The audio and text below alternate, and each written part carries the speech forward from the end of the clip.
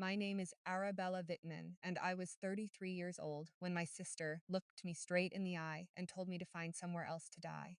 3 days after our parents' funeral, while I was still leaning on a cane from the car accident that nearly killed me 2 years earlier, Camila stood in the doorway of the only home I had left and said those words without a flicker of emotion. She came with moving boxes, she came with her husband, and she came with a kind of cruelty I never imagined she was capable of. Our parents had just been laid to rest. The flowers on their graves hadn't even begun to wilt. And yet my sister, my own blood, was forcing me out of the house, where I had spent the last 2 years recovering, healing, and caring for the very people she rarely visited. She thought I had nothing. She thought I was useless. She was wrong. Before I tell you what happened 3 days later at the lawyer's office, take a moment to like and subscribe, but only if this story truly resonates with you. And let me know in the comments where you're listening from and what time it is there. Tell why those words cut deeper than any blade. I need to take you back to the moment everything first unraveled. 2 years before my parents passed away, I was working as a historic restoration and interior restoration designer in Ashton, Virginia. I specialized in bringing old homes back to life, properties most people had written off, places with history etched into their walls. I worked with private clients, restored heritage estates, and had just secured a major project connected to a local preservation society. The project fell through after the accident. Life was steady. Life made sense. Then a drunk driver ran a red light. I don't remember the impact. What I remember is waking up in a hospital room, my spine reinforced with metal rods, while doctors spoke carefully, too carefully, about the possibility that I might never walk again. The surgery lasted 11 hours. The recovery, they said, would take years. My apartment had stairs I couldn't climb, my studio had projects I could no longer oversee, and my savings had limits that hospital bills did not respect. So, when my parents offered me the guest room on the first floor of their house, I said yes. I moved back into the home where I grew up, into the bedroom that still held my high school track trophies. On a dusty shelf, quiet reminders of a body that once worked without permission. For 18 months, I lived in a wheelchair. I learned how narrow doorways could feel, how cold bathroom tiles were at 4 in the morning, and the particular humiliation of needing help with things I had done on my own since childhood. On the worst days, my mother read to me just to keep my mind from spiraling. My father built a ramp off the back porch so I could sit outside and look at the garden when the walls felt too close. Camila called once a month, sometimes less. She never asked about my physical therapy. She never asked how I was coping. And on the rare occasion she did call, if I answered at all, her greeting was always the same. Oh, you're still there. Put mom on. Still there. The way Camila said it made me feel like a stain. Something stubborn that refused to wash out. What she didn't know, what she never bothered to ask, was that 4 months before our parents died, I had started walking again. First with a walker, then with a cane. I was healing, I was getting stronger. But to her, I would always be the useless one. The Christmas before our parents passed, Camila arrived with her perfect family in tow. Julian wore a cashmere coat that cost more than my monthly medical bills. Their children, Laya and Noah, tore through the house as if it already belonged to them. Camila moved through every room like a stage director, rearranging furniture, critiquing my mother's table settings, reminding us how things should be done. I spent 3 days cooking her children's favorite meals: homemade mac and cheese for Noah, chocolate chip pancakes for Laya. I stood at the counter with my cane braced against the stove, my back screaming after 20 minutes at a time because I wanted to contribute. I wanted to be useful. On Christmas morning, we gathered in the living room for the annual family photo. My father set up the tripod. My mother straightened the ornaments on the tree. The kids argued over who would stand in front. Camila turned toward me and smiled, but it wasn't a warm smile. Arabella, maybe you should sit this one out, she said lightly. We want a nice photo for the Christmas card. The room went still. My mother opened her mouth, then closed it. My father stared at the camera like he hadn't heard. It's just, Camila shrugged. The wheelchair doesn't really fit the aesthetic, you know? I wasn't even in a wheelchair anymore. I was standing there with a cane. But I didn't argue. I had learned that arguing with Camila only gave her ammunition. So I smiled, nodded, and walked into the kitchen. Through the window, I watched my family pose without me. I heard the shutter click once, then twice, then a third time. I didn't know then that my father had watched the entire thing, and I didn't know what he did the very next morning. My parents died on a Tuesday in March. They were flying to California for an old college wedding. Private charter, 6 passengers, clear skies. The plane went down somewhere over Nevada. They said it was mechanical failure. They said it was quick. I was in the garden when the call came, pruning the roses my mother had planted 15 years earlier. The phone rang, and 30 seconds later, my entire world collapsed. Camila flew in for the funeral and took control of everything: the arrangements, the flowers, the guest list. I was too numb to fight her. Sitting in the front pew, I realized I didn't recognize half the people there. Camila's friends filled the room, Camila's contacts, people who had never met my parents but wanted to be seen paying their respects. 3 days after we buried them, Camila asked to speak with me privately. She found me in the living room, surrounded by sympathy cards I couldn't bring myself to open. She didn't sit. She stayed in the doorway, arms crossed, with Julian hovering just behind her like a shadow. "I've spoken with the lawyer," she said flatly. "Everything goes to me: the house, the accounts, all of it." I looked up. What, the lawyer?" She waved a hand, dismissive. "Mom and Dad's estate attorney," he confirmed it. "Did he give you any documents?" I asked. "A copy of the will." For just a split second, Camila's eye twitched. "I don't need to show you anything," she snapped. "You have 2 weeks to find somewhere else to live." Something cold settled in my stomach. She had said the lawyer. Not a name, not a firm, just the lawyer. My parents had worked with Samuel Whitaker for more than 20 years. If Camila had actually spoken to him, she would have said his name. She would have said the firm. She was bluffing. That night, I sat alone in my parents' study and took inventory of my life. No job. I had shut down my studio 18 months earlier when the medical bills made it impossible to keep the lights on. No savings. What little I had left went to co-pays, specialists, and the endless list of prescriptions that kept my spine from locking up. No real income. Disability payments barely covered the basics. And now apparently no home. I looked around the room: my father's desk, worn smooth by 40 years of use; my mother's reading chair, the fabric faded where her head always rested; the window that overlooked the garden we had built together. Her planting, my design, both of us dreaming about what it might someday become. This house wasn't just 4 walls and a roof. It was where I took my first steps, where I learned to ride a bike in the driveway, where my mother taught me how to cook, and my father taught me how to argue without raising my voice. Every room held a memory. Every corner carried a piece of them. If I walked away now, I wouldn't just be losing a house. I would be losing my parents all over again. And worse, I would be proving Camila right. I would be accepting her version of me, that I was useless, that I didn't belong here, that I was worth nothing. I couldn't accept that. I wouldn't. I started opening drawers, searching for anything, some sign that Camila was wrong. In the bottom drawer of my father's desk, beneath old tax returns and faded photographs, I found a business card. Samuel Whitaker, estate attorney. I flipped it over. On the back, in my father's careful handwriting, were 6 words: "Call him. He knows everything." My father never left notes. Never. So why this one? 3 days later, Camilla came back. I was in the living room practicing walking without my cane. My physical therapist said I was ready to try, and I wanted to prove to myself more than anyone that I could do something on my own. The front door slammed open. Camila walked in carrying cardboard boxes, Julian trailing behind her with more. She dropped them at my feet, the hollow thud echoing through the room. "Pack your things, Deds," she said. "You have until Friday." "Camila, I need more time," I said. "I'm still what?" she snapped. "Still pretending to be sick." "I was in a car accident," I said. "You know that 2 years ago." She kicked one of the boxes toward me. "You've milked it long enough." Julian shifted uncomfortably. "Honey, maybe we should stay out of this." Behind me, I heard movement in the kitchen. Helen, the nurse who had cared for my parents in their final months, stepped into the doorway, her eyes wide. But beside her stood Margaret Maggie, our neighbor of 40 years, holding a casserole she had come to drop off. They both heard what came next. Camila stepped closer, close enough that I could smell her perfume, something expensive, sharp, and unforgiving. She looked at me the way you look at something that needs to be thrown away. "Find somewhere else to die," she said. "You're useless now." The words just hung there. Helen made a small, involuntary sound. Maggie's hand flew to her chest. Camila didn't even glance at them. To her, they didn't exist. They weren't important. But I noticed something then. Helen quietly pulled a small notebook from her pocket and wrote something down quickly, discreetly, the way she used to jot notes during a patient check. At the time, I didn't understand why. Later, I would. Maggie was the first to move. She stepped forward, her 72-year-old frame suddenly rigid, with a kind of anger that only decades of loyalty can produce. She had known my mother since before I was born. She had held me as a baby. She had watched both Whitman girls grow up, and she had clearly chosen a side. "Camila Whitman Hale," Maggie said, her voice sharp enough to cut glass. "Your mother would roll in her grave if she heard you right now."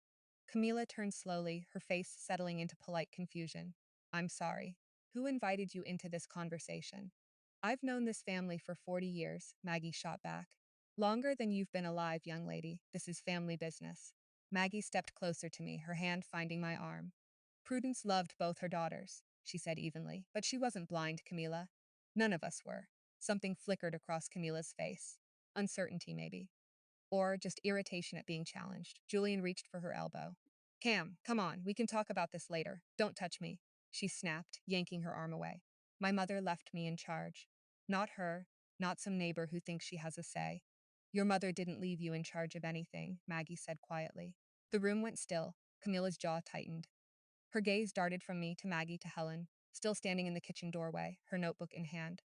Fine, Camila said at last. She grabbed Julian's arm and dragged him toward the door. Friday, she called over her shoulder. I want you out by Friday. The door slammed shut. Maggie squeezed my arm gently. Don't you worry, honey. This isn't over, Maggie said. I wished I could believe her. The next morning, Julian came back alone. I found him standing on the porch, hands buried in his pockets, looking like a man who had already lost an argument with his own conscience. When I opened the door, he flinched. Camila doesn't know I'm here, he said quickly. Can we talk? I let him in. We sat in the living room, him perched on the edge of my mother's chair, me on the couch, with my cane resting against the armrest. He wouldn't meet my eyes. Look, he began, gesturing vaguely toward the door. Toward yesterday, Camila's under a lot of pressure. Pressure? I repeated, to throw her disabled sister out of her dead parents' house. He winced. It's not personal, Arabella. We just really need the money. I went very still. Need? I said. The house alone is worth. He stopped himself, swallowed. I mean, the estate should be settled quickly for everyone's sake. Julian, I said quietly, leaning forward. What's actually going on? He stared at the ceiling, then the floor, anywhere but at me. A long silence stretched between us. Finally, he spoke in a voice, barely above a whisper. We're in trouble. The investments I made last year, they didn't pan out. We owe more than we can cover. How much? He exhaled slowly. About 385,000, give or take. The number hung between us like smoke. The bank is threatening to take our house, he continued. The kids' school is already asking about next semester's tuition. Camila's trying to hold everything together, but Camila's voice cut through the room, sharp as a blade. What are you doing here? We both jumped. I hadn't even heard her car pull up. She stormed in, grabbed Julian's arm, her knuckles white. Let's go now. As she dragged him toward the door, Julian looked back at me and mouthed something. It might have been sorry. It might have been help. I'm sure some of you are wondering why I didn't fight back, why I didn't say more. I asked myself the same thing. But here's what I've learned. Sometimes the strongest response isn't a response at all. If you've ever been underestimated like that, you understand exactly what I mean. And if you're wondering what happened 3 days later at the lawyer's office, keep listening. Now, back to the story. That evening, I found the business card again. Samuel Whitaker, estate attorney. Under the desk lamp, the handwriting on the back seemed to glow. Call him. He knows everything. I didn't give myself time to hesitate. I dialed the number before doubt could catch up with me. The phone rang twice. Whitaker and Collins LLP, a deep, steady voice answered. Mr. Whitaker, I said. This is Arabella Whitman, Theodore and Prudence Whitman's daughter. There was a brief pause. Then his tone shifted, warmer, almost relieved. Miss Whitman, I've been expecting your call. Something about the way he said it made my grip tighten on the phone. You have? Your father told me you would reach out, he replied. He was quite certain about it.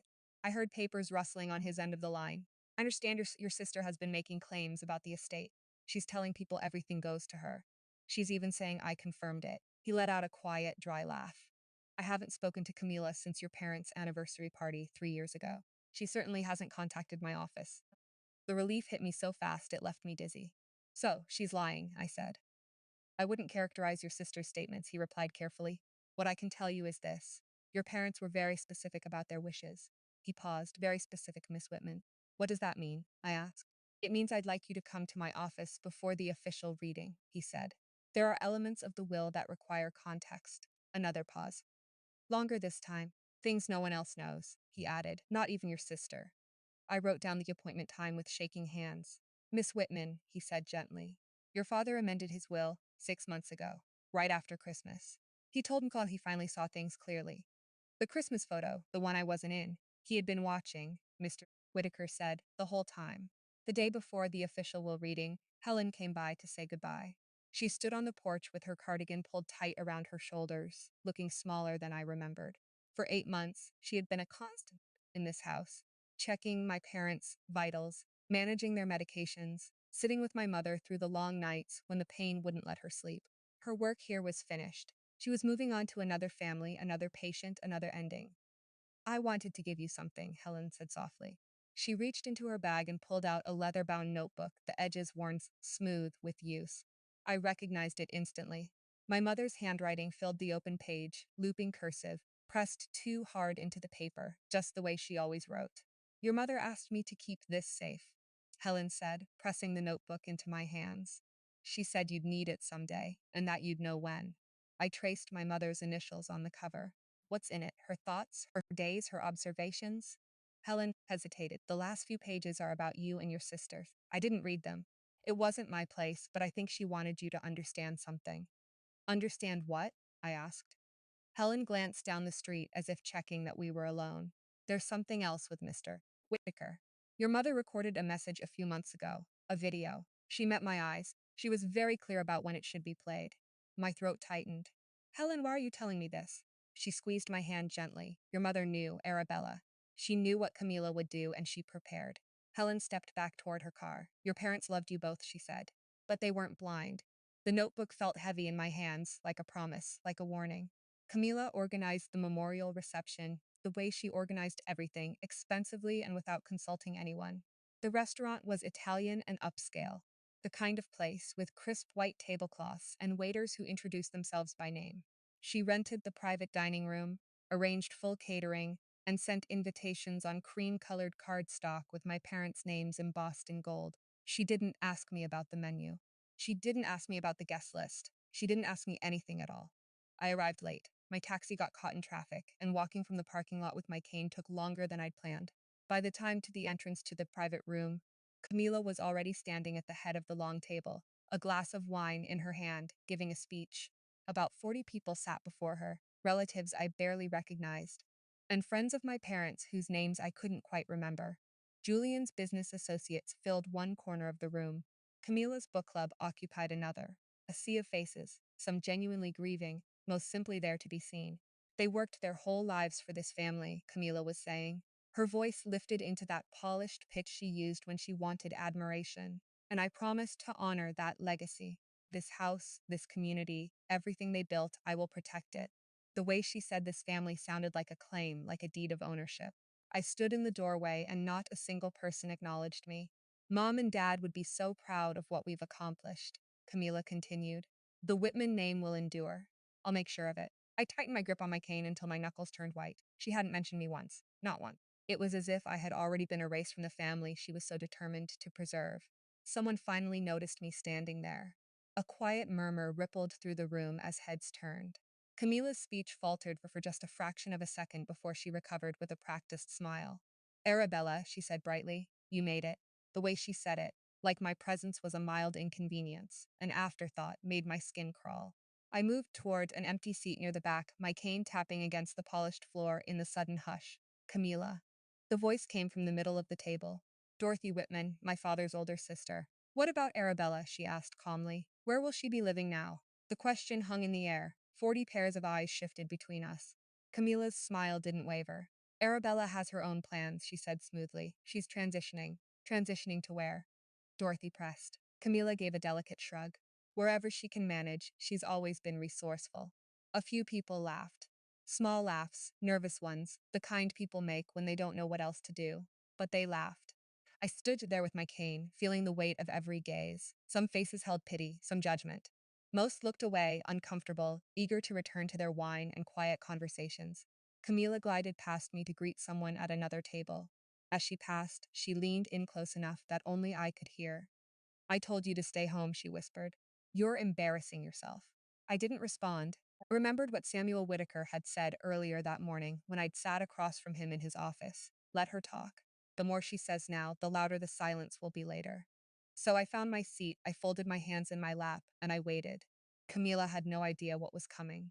About 20 minutes later, Maggie arrived, dressed in black, her expression sharp enough to curdle milk. She scanned the room until she spotted me alone at a corner table. pushing food around my plate without taking a single bite. Then her eyes shifted to Camila, who was holding court near the bar, laughing at something Julian had said. Maggie's jaw tightened. She walked straight to my table and sat down. Is it true? She asked quietly. What Dorothy just told me. Did Camila really say you're transitioning? I nodded. Maggie stood up. Before I could stop her, she raised her voice loud enough to cut through every conversation in the room. Prudence and Theodore would be ashamed if they could see this. The room fell silent. Camila turned, her wine glass frozen halfway to her lips. Excuse me, she said coolly. You heard me, Maggie replied, unwavering. She pointed directly at me. This woman took care of your parents every single day while you were too busy to visit. She bathed them. She fed them. She sat with your mother when she was afraid. Maggie's voice cracked, but she didn't stop. And what did you do, Camila? She asked. Send flowers? Someone gasped. Julian stepped forward, reaching for Camilla's arm, but she shook him off. You have no right. I have every right, Maggie shot back. I was Prudence's best friend for 40 years. She moved to stand beside me, her hand resting firmly on my shoulder. I know exactly what kind of daughter you've been. The silence was absolute. Someone coughed. A fork clinked against a plate. Camila's face flushed red, then drained white. For the first time, I saw something crack in her expression. Not anger, something closer to uncertainty. Maggie leaned down and whispered in my ear, her voice low and steady. I spoke to Samuel Whitaker this morning. He told me what's coming. She squeezed my shoulder. Just wait, honey. Just wait.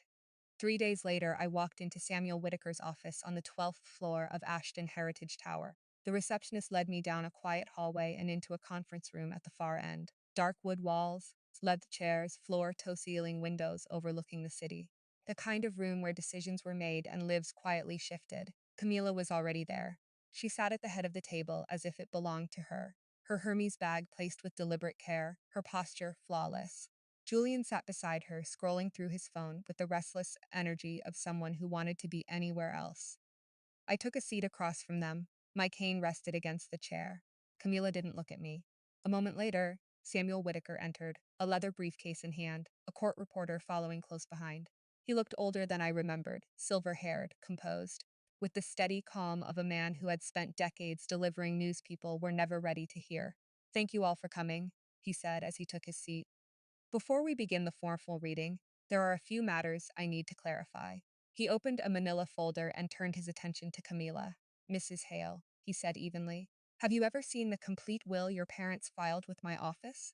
Camila straightened. Of course I've seen the will. It was in my mother's nightstand. The document in the nightstand, Mr. Whitaker repeated, nodding slowly. Can you describe it? 4 pages, she said without hesitation. Standard legal language, everything left to me as the eldest daughter. Mr. Whitaker removed his glasses and polished them with a cloth. The motion was unhurried, almost deliberate. Mrs. Hale, he said quietly, have you ever seen the complete will or only the summary your mother kept as a reference copy? Camila's fingers tightened around her bag. For the first time, her smile vanished. What are you talking about? She snapped. That was the will. Mr. Whitaker opened his briefcase and withdrew a thick document bound in blue legal backing. He placed it squarely on the table between us. This, he said, is your parents' last will and testament. 32 pages executed 6 months ago in this office. Witnessed by 2 of my associates, notarized and formally filed with the Virginia Probate Court. Camila leaned forward. That's impossible, Camila said sharply. I saw the will. It was dated 5 years ago. What you saw, Mrs. Hale, Samuel Whitaker replied evenly, was a preliminary draft. Your parents kept it in their nightstand as a reference copy, but they made significant changes to their estate plan before their passing. He tapped the thick document on the table. This is the legal version, he said, the only version that matters. Julian's phone slipped from his hand and clattered onto the table. He didn't reach for it. This is fraud, Camila snapped, pushing her chair back as she stood. You're helping her commit fraud. She probably forged it, Mrs. Pale. Mr. Whitaker's voice didn't rise, but it hardened. I have been your family's attorney for 22 years. I drafted your parents' first will when you were 15. I do not commit fraud, and I don't appreciate the implication. Camila opened her mouth, then closed it. Her hands were shaking. Sit down, Mr. Whitaker said. It wasn't a request. She sat. I watched my sister's face cycle through disbelief, then anger, then something closer to fear. When she finally looked at me, there was something new in her eyes, something that looked almost like panic. They wouldn't do this, she whispered. They wouldn't. Mr. Whitaker began turning the pages. Perhaps we should let your parents speak for themselves. The room felt smaller, the air thinner. I knew in that moment that everything was about to change. He read slowly, deliberately, giving weight to every word. To our daughter, Camila Whitman Hale, we leave our investment portfolio, valued at approximately $13,200,000, to be held in a managed trust. Camila made a sound like she'd been punched. Camila may withdraw a maximum of $45,000 per year, he continued, with the remainder to be distributed to her children upon their 30th birthdays. A trust? Julian blurted out, leaning forward. What do you mean, a trust? We need that money now. Mr. Whitaker didn't look at him. The document includes a letter from your parents explaining their reasoning, he said. Shall I read it? Yes, I said before Camila could object. Mr. Whitaker adjusted his glasses. We love Camila with all our hearts, he read. But we have watched her struggle with financial decisions throughout her adult life. We have seen money disappear into ventures that never materialized. We do not wish for our life's work to be lost within a year of our passing, he paused. The trust is not a punishment, he continued. It is protection. Camila's face drained from white to gray. Julian stared down at the table like he wanted it to open up and swallow him whole. Samuel Whitaker turned several more pages. Regarding the family home and surrounding property, he said calmly, valued at approximately $3,750,000. I stopped breathing. We leave our home to our daughter, Arabella Vittman, he read, with the condition that it may not be sold for a period of 10 years. My hands began to tremble. Arabella has been our comfort and companion through our final years, he continued. She has tended our garden, held our hands, and given us peace. The house belongs to her. She has earned it. My vision blurred. Somewhere far away, Camila was speaking, objecting, demanding, insisting, but I couldn't hear her anymore. All I could hear were my parents' voices reaching for me across the silence they'd left behind. There is one more thing, Mr. Whitaker said. He reached into his briefcase and removed a small USB drive. Your parents recorded a video message to be played at this reading. They were very clear about that. Camila's head snapped up. What video? She demanded. I never knew about any video. That was the point, Mrs. Hale, Mr. Whitaker replied. He connected the drive to a laptop. A moment later, the screen on the wall flickered to life. My mother appeared, seated in the living room in her favorite chair by the window. My father stood behind her, one hand resting on her shoulder. They both looked tired. They also looked resolute. Girls, my mother began softly. If you're watching this, it means we're gone, and it means things unfolded the way we feared they might. My father spoke next. Camila, you are our firstborn. We've loved you since the moment you arrived, but love does not mean blindness. The room was utterly still. We've watched how you treat your sister, he continued. We've seen the way you dismiss her, diminish her, push her aside. My mother's eyes glistened as she leaned forward, her voice steady despite the emotion beneath it. Arabella, you are not useless. You never were. My mother's voice was steady even as her eyes filled with tears. You are our quiet strength. While Camila chased things that glittered, you stayed, you cared, you showed up. My father nodded. We changed our will after Christmas, he said. After we watched Camila exclude you from the family photo. After we heard her tell your mother that you were dragging us down. His voice cracked. We weren't going to let our deaths become another way for you to be erased. My mother leaned closer to the camera. We hope you can reconcile. We truly do. But if you can't, if Camila continues down this path, at least Arabella will never be thrown out of her own home. The screen went dark. I couldn't see through my tears. But I heard Camila's chair scraped sharply against the floor as she stood and walked out of the room without saying a word. If you've ever had someone in your family finally see your worth, even if it came too late, you know exactly how that moment felt. And if you're wondering what Camila did next, trust me, the story wasn't over. The real confrontation was just beginning. Camila didn't get far. I found her in the hallway outside the conference room, leaning against the wall with her arms wrapped tightly around herself. Julian stood a few feet away, phone pressed to his ear, whispering urgently to someone, a bank, maybe a creditor. The people circling their lives like sharks. When Camila saw me, something finally broke. This isn't fair, she said, her voice raw. You don't understand. I have a family to support. I have responsibilities. You have a sister, I said calmly. A sister you told to find somewhere else to die, she flinched. I didn't mean yes, you did, I said, keeping my voice steady. You meant every word. You've meant them for years. She started crying then, mascara streaking down her cheeks. You don't know what it's like, she sobbed. Julian's investments collapsed. We owe $385,000. The bank is going to take our house. My kids are going to lose their home. She pointed at me with a shaking finger. And you? You don't have anyone. You don't have children. You don't need the money. I let her words hang between us. You're right, I said quietly. I don't have kids. I don't have a husband. I don't have any of the things you think make a person valuable. I took one step closer. But I also didn't spend years treating my own sister like she was disposable. I didn't stand in our parents' house 3 days after their funeral and tell you to find somewhere else to die. Camila's shoulders began to shake.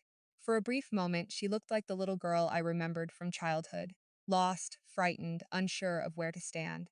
And for just a second, I felt it, the pull of sympathy. Then I remembered the years, the way she spoke to me, the way she erased me, the way she made me feel like I took up too much space simply by existing. And I remembered something else, too. Compassion has limits. I could have destroyed her right then. I could have listed every cruel remark, every dismissive glance, every moment she made me feel small. I could have torn apart her perfect image and exposed the cracks she worked so hard to hide. But that's not who I am, and it's not who my parents raised me to be.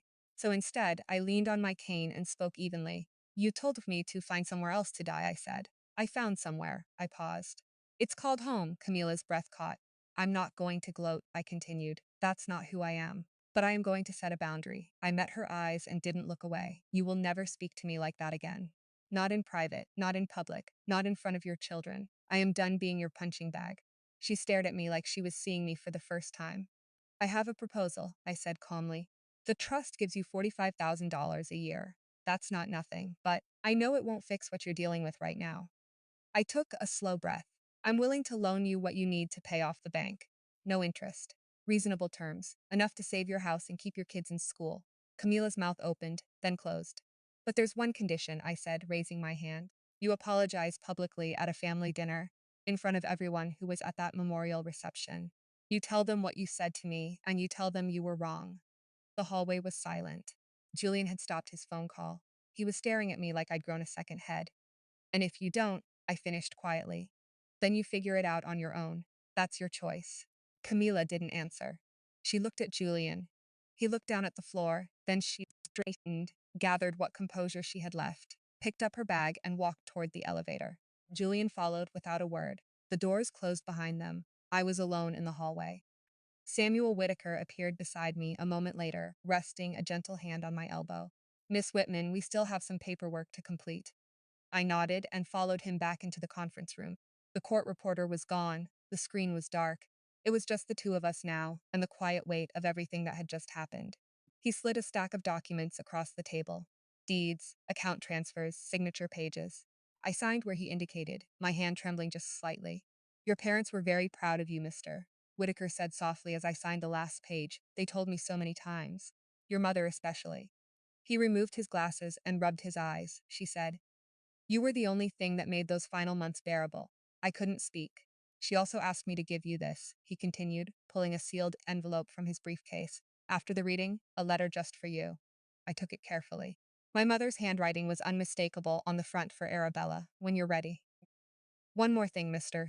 Whitaker said as he stood and shook my hand. Your father asked me to tell you that he amended the will the day after Christmas. His voice caught. He said he finally understood which daughter saw them as people and which one saw them as a bank account. I walked out of that office with the deed to my childhood home, a future secured by the choices my parents had made, and my mother's letter pressed against my heart. It didn't feel like victory. It felt like grief. 1 month later, I moved into my parents' bedroom. At first, it felt strange sleeping where they had slept, waking up to the same view of the garden my mother had looked out on every morning for 30 years. But it also felt right, like they had saved the space for me. I kept up my physical therapy 3 times a week. Most days, I didn't need the cane at all anymore. I was walking on my own, cooking my own meals, slowly allowing myself to imagine what a future might look like. The neighborhood changed in subtle ways. People who had attended the memorial reception, the ones who laughed when Camila called me resourceful, now crossed the street when they saw me coming. Word spread quickly about the will reading, about the video, about what Camila had said, and about what she had lost. People were embarrassed. Good. Camila and Julian sold their house for $620,000. After paying off their debts, there was barely enough left for a security deposit on a modest 2-bedroom apartment in a town nearly 40 minutes away. Julian was let go from his firm when his failed investments came to light. Something about unreported losses and furious clients. He found work at a regional bank after that for a fraction of his former salary. Their children transferred from private school to public. Camila told people it's because the public school had a stronger arts program. No one believed her. 3 weeks after the reading, my phone rang. It was Camila. Is your offer still available? She asked. Her voice was flat, drained. Yes, I said. I'm not ready to apologize yet. I was quiet for a moment. Then I'm not ready to write a check. The line went dead, but she had called. That mattered.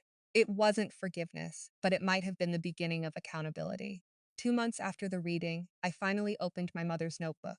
I had carried it with me since Helen handed it to me, kept it on my nightstand, sometimes held it in my hands as I fell asleep, but I hadn't been able to read it. The thought of hearing my mother's voice again, even through her handwriting, felt like reopening a wound I wasn't sure would ever close. That night, sitting alone in her garden beneath the stars, I was ready. The early entries were ordinary grocery lists, doctor's appointments, notes about the weather, which plants were blooming. My mother had always been practical, even in private. Then I reached the last 10 pages. They were about Camila. I love my eldest daughter, she wrote, but I worry for her. She chases things she can never catch: approval, success, the appearance of perfection. I hope she finds peace someday. I hope she realizes what she has is enough. Then she wrote about me. Arabella doesn't know how much she saved us after the accident when she moved home. I thought I was taking care of her, but she was taking care of us. I closed the notebook and pressed it to my chest. For the first time since everything fell apart, I felt something settle. Not triumph, not revenge, just the quiet certainty that I had been seen. 6 months after my parents' passing, I returned to work part-time. I eased back in as a consultant for a historic restoration studio in Ashton, taking on small projects that didn't demand too much physically.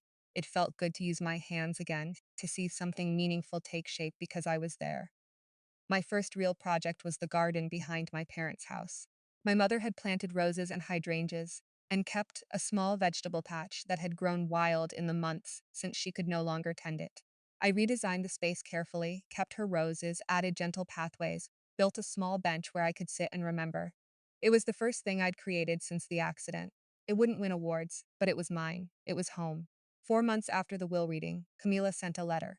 Not a phone call, not a visit. A letter. I've been thinking about what you said, she wrote. About what I said, about all of it. I'm not ready to apologize in front of everyone. I don't know if I ever will be, but I'm trying to understand how I became this person.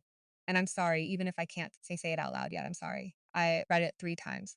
Then I placed it in my desk drawer beside my mother's notebook and my father's business card. It wasn't the apology I asked for. It wasn't public. It wasn't full accountability, but it was something.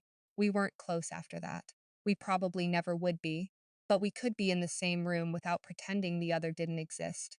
We could exchange birthday cards. We could maybe build something new carefully. My name is Arabella Whitman. I was told I was useless. I was told to find somewhere else to die. But I didn't disappear. I didn't beg. I didn't become bitter. I stayed. I healed. And I learned something my family never understood. Your worth is not decided by the people who benefit from your silence. Sometimes the strongest thing you can do isn't fighting back, it's choosing yourself. It's setting boundaries, it's refusing to accept a version of you that was never true. If the story resonated with you, if you've ever been underestimated, dismissed, or made to feel invisible by your own family, know this. You are not alone, and you are not wrong for protecting yourself.